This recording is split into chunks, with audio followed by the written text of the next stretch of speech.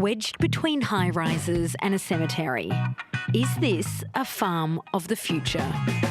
In this episode of Down to Earth, we're meeting the people feeding the city using the city's space. We call them urban farmers.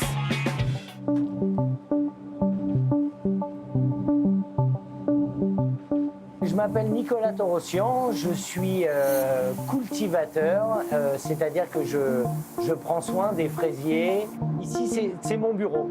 C'est ici que je travaille, c'est mon open space. Il y a un joli bourdon dans le cadre. Un container, c'est 7 tonnes de fraises par an, quelle que soit la saison, puisqu'on s'en affranchit, ce qui correspond environ à 4000 m² de terre agricole. On fait pousser ici des fraises en aéroponie, en culture verticale. Donc vous avez des petites colonnes dans lesquelles on plante nos fraisiers. Tout ça pousse en circuit fermé. Une cuve apporte de l'eau et les nutriments dans ces colonnes. Et les racines sont brumisées, sans substrat, sans terre. Ça nous permet principalement de se priver de ce transport de 1500 km en moyenne pour faire venir des fraises de l'étranger. Et nous, on peut faire pousser des fraises excellentes à 5 minutes du lieu de distribution. On n'a pas encore établi notre empreinte carbone, c'est en cours. Ce qui me plaît beaucoup dans ce métier, en fait, c'est de suivre du début à la fin nos fraises. Et chaque cultivateur a une zone et l'entretient comme si c'était sa petite maison, ses petits bébés, ses petites fraises.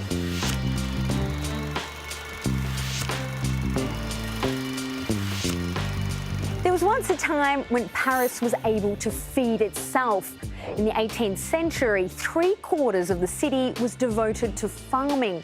By 1900, there was almost nothing left. And now, the result today. Paris Mayor Anne Hidalgo says she wants to create 30 hectares of urban agriculture. That's a mere 0.3% of the total surface area, but could be enough to feed up to 10% of the residents. That's if everything goes to plan.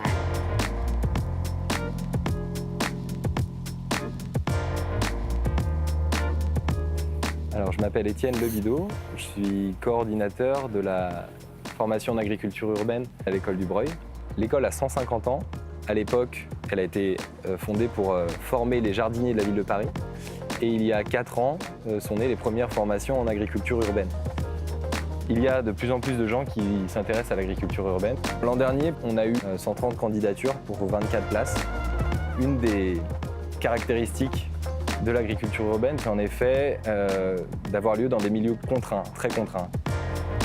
Donc on va avoir des contraintes spatiales. Donc par exemple, on va devoir cultiver en hauteur, on va devoir cultiver en vertical sur des façades de murs, on va devoir cultiver aussi sur des sols qui sont très peu exposés à la lumière. On va avoir des espaces qui sont pollués.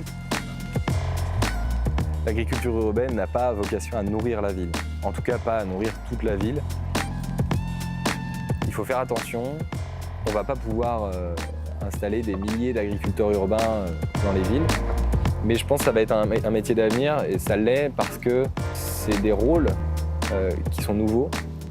Ils sont là pour répondre à une attente sociale, mais une attente aussi environnementale.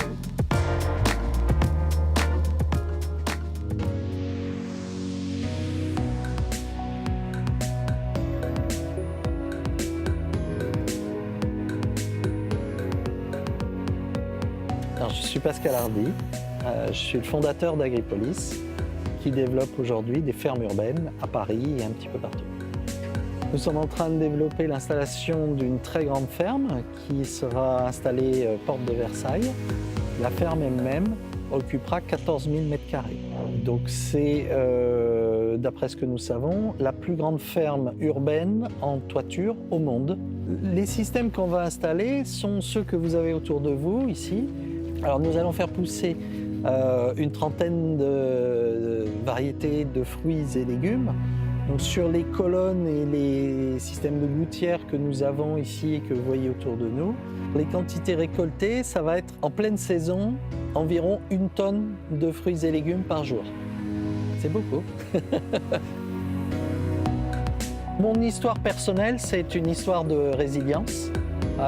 J'ai eu un accident, je suis en fauteuil roulant et de la même manière, si j'ose dire, par analogie, avec les fermes urbaines, on construit la résilience environnementale, sociale et économique des villes. À partir du moment où les villes aujourd'hui sont frappées par notamment le changement climatique, elles doivent construire des manières de vivre différemment.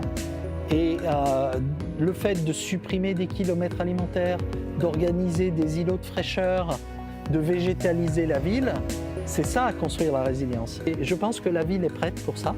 En tout cas, la demande est là. On est de nouveaux agriculteurs dans le paysage français.